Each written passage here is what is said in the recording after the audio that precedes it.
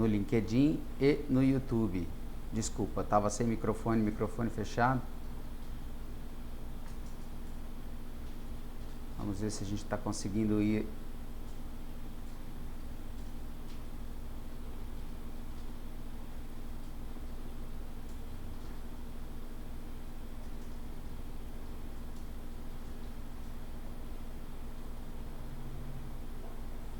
Natália, vê pra gente aí se tá no YouTube. Não tá. Tem 3 pessoas aguardando no LinkedIn entrou. Tá. No LinkedIn, então, nós estamos ao vivo. Não, travou. Ah.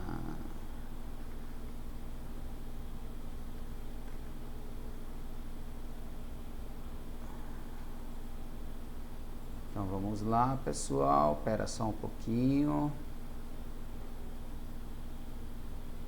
Vamos tentar consertar as coisas aqui.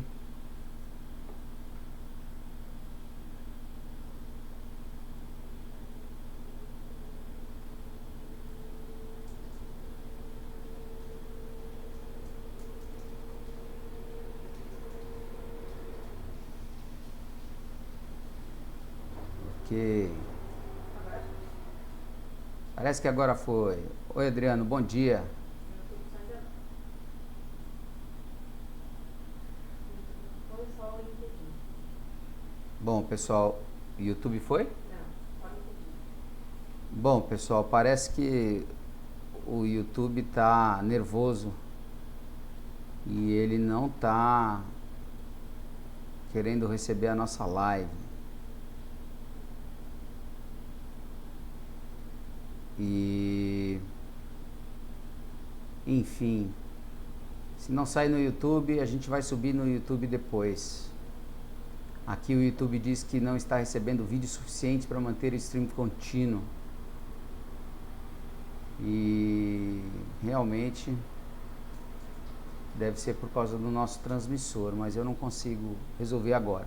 Então vamos começar aqui, que é o mais importante. E queria trocar uma ideia com vocês hoje sobre impressão 3D na manutenção industrial. Talvez se eu encerrar essa transmissão aqui. Na impressão 3D hoje, os 15 minutos que já estão virando 20,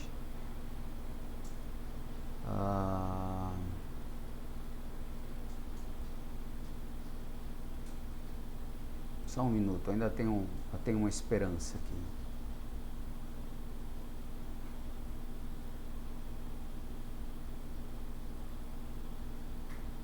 Que agora já.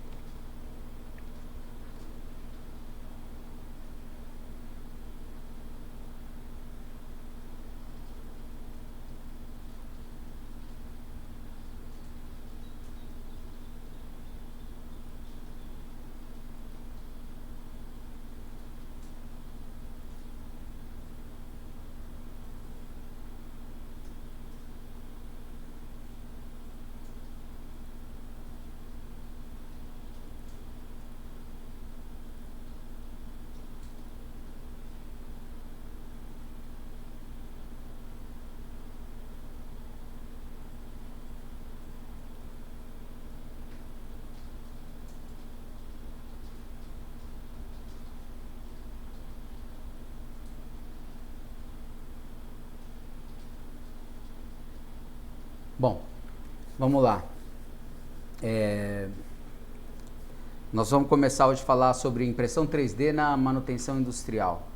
Porque, na verdade, sempre foi para mim, um desafio e do meu ponto de vista, um campo super, super fértil para tecnologia, né?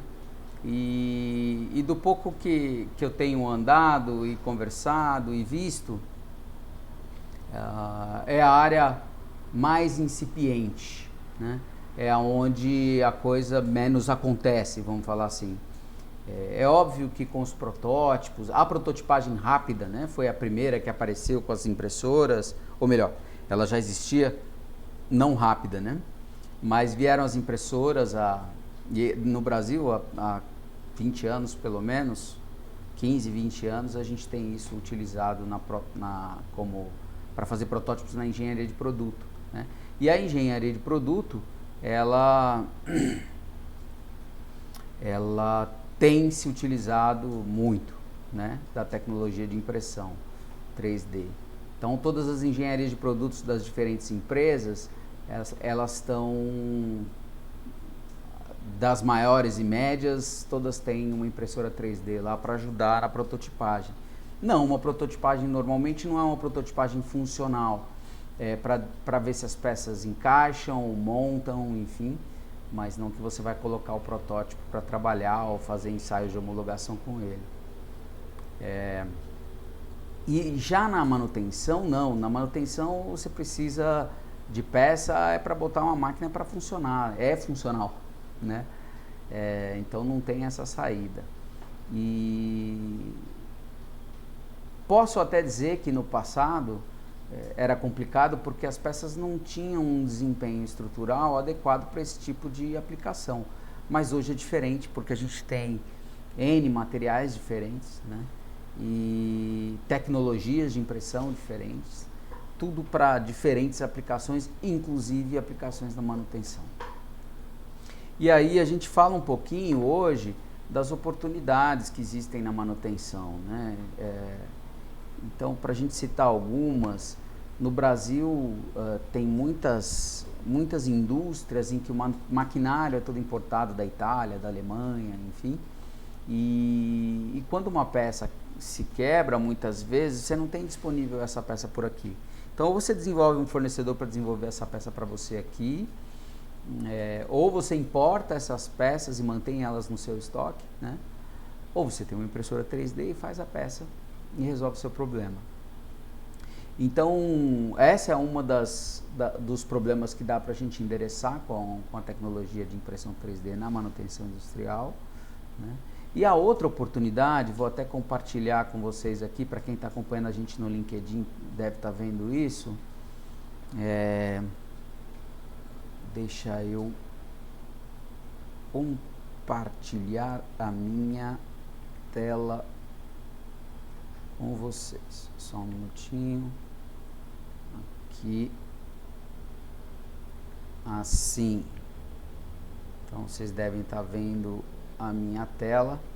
E aí, existem dois, em termos de gestão, existem dois indicadores que a maior parte das empresas acompanham na manutenção, que é o MTTR e o MTBF, né? Que é o tempo médio entre falhas e o tempo médio para reparo. E existe também o OEE, que é uma disponibilidade global, uma eficiência operacional de equipamento, ou de todos os equipamentos, ou da fábrica como um todo. O MTBF é o tempo médio entre falhas. Então, assim, é quanto tempo, em média, você consegue manter a máquina funcionando entre uma falha e outra, né? E o MTTR é o tempo médio que você leva para reparar uma máquina quando ela para ou ela tem uma falha, né? O que acontece? Se você tem disponibilidade de rapidamente, se você tem como rapidamente disponibilizar uma peça de reposição que quebrou e parou uma máquina, você diminui o tempo médio de reparo, porque você vai ficar menos tempo com a sua máquina parada. E se você usa da criatividade para dar, na sua peça de reposição, fazer mudanças de projeto que a torne mais inteligente, você também melhora o MTTR, né? Que é o tempo médio o MTBF, o tempo médio entre falhas, porque você vai conseguir manter a sua máquina trabalhando mais tempo sem aquela peça falhar. Então não é pura e simplesmente, deixa de ser pura e simplesmente olhar para uma máquina e dizer, bom, o que essa máquina estava rodando, parou, o que ela precisa para funcionar? Ah, essa peça aqui que quebrou. Se você pensa na impressão 3D como algo disponível, não é puramente você, tudo bem, pega essa peça, troca, aperta o botão para a máquina funcionar de novo, né? Então, é a oportunidade de você olhar aquilo com um olho mais crítico e dizer, e se essa peça tivesse uma abinha aqui, ou fosse fixada ali e tal? E se eu fizer uma derivação, uma mudança nessa peça de forma que ela não quebre mais aqui, como quebrou aqui? Então, esse deixa de ser um problema crônico, o que muitas vezes, se você for olhar, o MTTR, ou seja, o tempo médio para reparo, ele é muito consequência de problemas crônicos. A pessoa sabe que aquela peça quebra e ela já sabe quanto tempo ela vai quebrar, e aí ela faz o preventivo e troca aquela peça sempre. Então, você tem que ter um estoque lá, 20 peças, porque 5 você vai consumir por mês. Então, por que a gente não olha para aquele problema e fala, não, se eu fizer essa peça assim ao invés dela assado, eu vou resolver esse problema, né? E aí, aí sim você tem uma inovação e uma melhoria contínua, né? Então, são N oportunidades. Isso é oportunidade para a manutenção industrial se reinventar, é oportunidade para ela se valorizar, para ela não ser vista como um custo pura e simplesmente, mas como um braço de engenharia, né?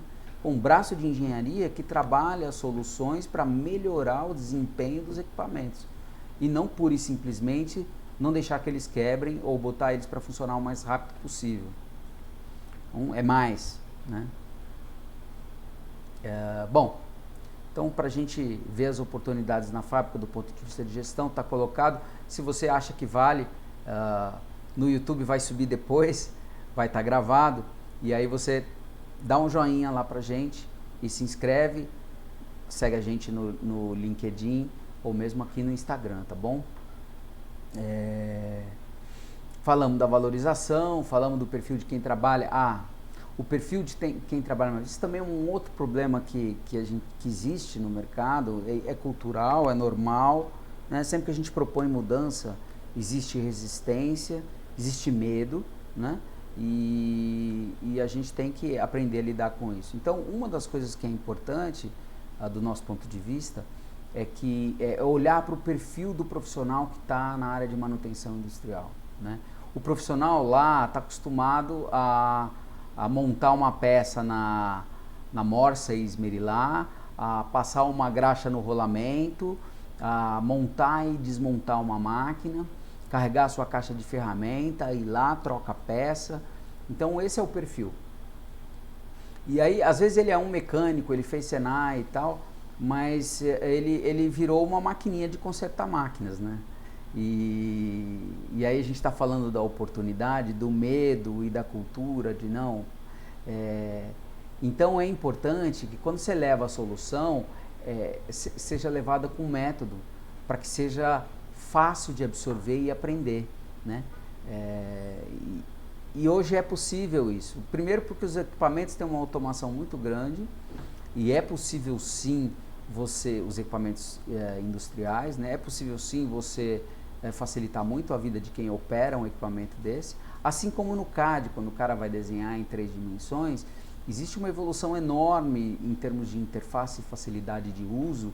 Tem várias soluções por aí, é claro, umas mais fáceis, outras mais difíceis, mas que se você puder escolher a mais fácil, ótimo, porque isso vai ajudar na curva de aprendizado do cara que está na manutenção. Então, o CAD já não é mais tão difícil assim, com N opções, o pessoal investiu muito e tem interfaces maravilhosas, qualquer um pode aprender. E é importante lembrar, por que chama impressão 3D? Por que o pessoal começou a usar o termo impressão 3D?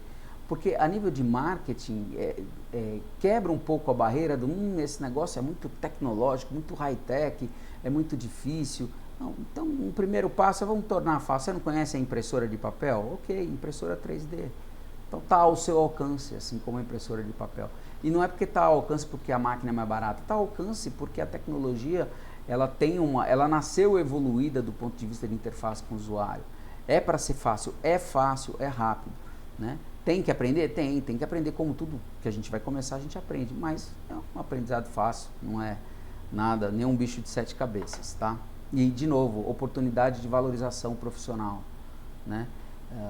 E eu vou além. Essa oportunidade de valorização profissional, ela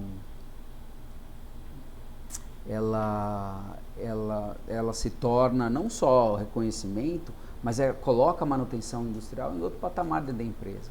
Hoje as empresas olham para a TI, às vezes, assim como para a manutenção industrial, como um mal necessário. Eu tenho que ter esses caras aqui. Ele tem que pagar eles. Eu não precisava, a máquina tinha que entrar aqui funcionando, não tinha que quebrar. Todo mundo sabe que não é assim. Mas muitas empresas olham para a manutenção como um custo puro e simplesmente, né? E eu acho que a tecnologia traz a oportunidade para que a manutenção deixe de ser um custo puro e simplesmente, mas ela possa ter foco em melhoria contínua, ela possa ter foco em engenharia, né, em formas de aumentar a eficiência operacional da empresa. De forma inteligente, não só como um robozinho trocando peça que já existe. Tá? Vou deixar aqui pessoal que deu joinha, eu queria fazer um comentário que eu acho que é importante. Tem um sininho de notificação lá no YouTube, se você quer ver mais dos nossos vídeos e ser lembrado disso, o sininho ajuda a você receber notificação toda vez que a gente solta um vídeo novo, tá?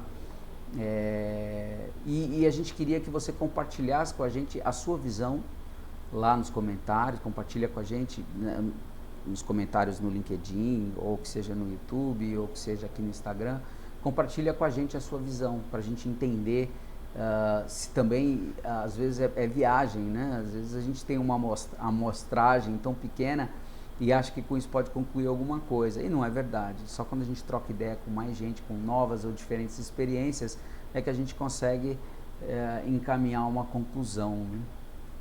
Então, porque ninguém é dono da verdade e ela muda, né? Deixa eu ver aqui, que acho que é importante. Vou pular aqui. Tem algumas coisas que a gente mostra. Só para lembrar, as demandas da indústria são mais exigentes em termos, se comparado com uma aplicação da tecnologia no hobby. E então tem demandas térmicas, dimensionais, mecânicas, e aí eu reforço, impressão 3D já não é mais brinquedo puro e só, não dá para fazer só brinquedo, dá para fazer tudo o que você quiser. Tem processo, tem material, é só usar a combinação correta, né? Então aqui a gente fez recentemente um trabalho dentro de uma empresa de implantação, na manutenção industrial foi rico pra caramba, a gente aprendeu muito e eles também. Então a gente levou para lá alguns materiais, como o policarbonato com retardante de chama, muito legal para aplicações na área de eletrônica. A poliamida com fibra de carbono, substitui o alumínio muito bem. O TPU, que é o flexível para aplicações na área de amortecimento. O próprio nylon e o ABS, que são dois coringas, que têm resistências à temperatura bem legais, o ABS até 100 graus, o nylon até 120, 130 graus, e que tem várias aplicações, ou a maioria delas, os dois atendem super bem, né? E aqui é um ranking entre as qualidades. No nosso site, se você for lá, você vai encontrar essa tabela bem mais ampla, né? Nesse trabalho que a gente fez, a gente levou o nosso equipamento de entrada para aplicações industriais, a Funmat HT. Ela é uma máquina que tem um tamanho médio, né? Um extrusor que vai a 450, uma câmara isolada aquecida a 90 e a plataforma a 160 graus. Isso dá para ela a condição de imprimir os nylons, qualquer um deles, ou os policarbonatos, mesmo o UTEM 9085 e o PIC, né? Então é um equipamento super flexível para materiais de alta performance. E o que a gente aprendeu, a gente criou uma metodologia fazendo um exercício em 5 peças lá, e em que a gente ia na fábrica, identificava os problemas, olhava o que causava, né? E aí pegava lá o componente ou a peça ou o problema e custeava a impressão daquela peça e comparava com o custo atual de aquisição daquela peça, né? Que era mais fácil e mais rápido. A gente poderia também entender o quanto aquele componente ou aquele problema gerava de parada de máquina e tempo de máquina parada e tempo entre reparos, né? A gente valorava a oportunidade fazendo esse custo atual menos o custo da impressão para saber quanto a gente ia economizar para a empresa incluía isso numa base de dados, e aí nessa base de dados a gente conseguia priorizar, porque são milhares de oportunidades dentro de uma fábrica, e aí trabalhando nesse ciclo. E claro, usando um ciclo de desenvolvimento, assim como uma engenharia de produto faz, de modo simplificado aqui, fazendo um ciclo de desenvolvimento lá na manutenção industrial. Então o design da peça, numa engenharia reversa ou numa engenharia reversa mais alguma alteração utilizando a criatividade, a impressão 3D, a criação de um protótipo, o teste, se necessário, a gente fazia 2, 3 vezes esse giro, mudando o design, imprimindo o protótipo, o teste, até que a peça estivesse rodando e resolvido o problema. A gente fez isso lá com 5 peças diferentes e a gente trouxe 2 exemplos. Ó, essa peça aqui, ela custava, para adquirir e importar, R$ 736. E ela apresentava para a gente oportunidade de custo de reposição e melhoria de projeto, né? Impressa, essa mesma função, veja, não é a mesma peça, mas para a mesma função, mas essa mesma função passou a custar R$ 143, né? 81% de economia. Uma outra, muito legal, muito interessante, era uma tampa de motor. Aqui tem uma parte de isolamento com O-rings e tal, uma montagem de rolamentos. Então a gente refez essa peça pensando nela, dessa vez não como injetada, mas como impressa em 3D. Né? Vocês veem aqui, tem vários alívios de massa aqui na injeção, você precisa disso. Aqui, a mesma região, não tem nenhum alívio de massa, porque a gente não precisa, o alívio está dentro da peça, na impressão 3D, com o preenchimento. Então, e aí, isso aqui representava um motor inteiro, o fabricante não fornecia só a tampa, né? Então a gente saiu de um custo de aquisição de R$ 1.123 para R$ 139, 88% de economia, considerando só o custo de reposição, sem contar a melhoria de projeto, né? Na verdade, aqui não teve grandes melhorias, a gente só desenvolveu, repensou a peça, lembrando que a gente ia fazer ela impressa, né? E aí, fechando aqui, né, sobre estoque e disponibilidade. O estoque tem custo, então importar peças para manter no almoxarifado de manutenção, manter peças no almoxarifado de manutenção baseado no risco de vai quebrar ou não vai quebrar, sem saber exatamente quando vai quebrar ou se pode realmente quebrar, isso traz um custo enorme. Quanto maior a empresa, a indústria, maior o estoque, mais caro esse estoque de manutenção. Então a ideia é que esse estoque de manutenção, ele saia dessa condição, né, que a gente vê o cara aqui pequenininho, um monte de caixa com um monte de peça, para uma condição diferente, em que ao invés de estoque de peça e caixa, a gente tem aí uma lista de arquivos. Quebrou a peça, precisamos trocar, qual que é o arquivo? Está onde? Registrado em que pasta? Ou se você tem um software de controle de projetos e tudo mais, você vai encontrar isso dentro desse seu sistema, baixa, imprime, consertou, acabou.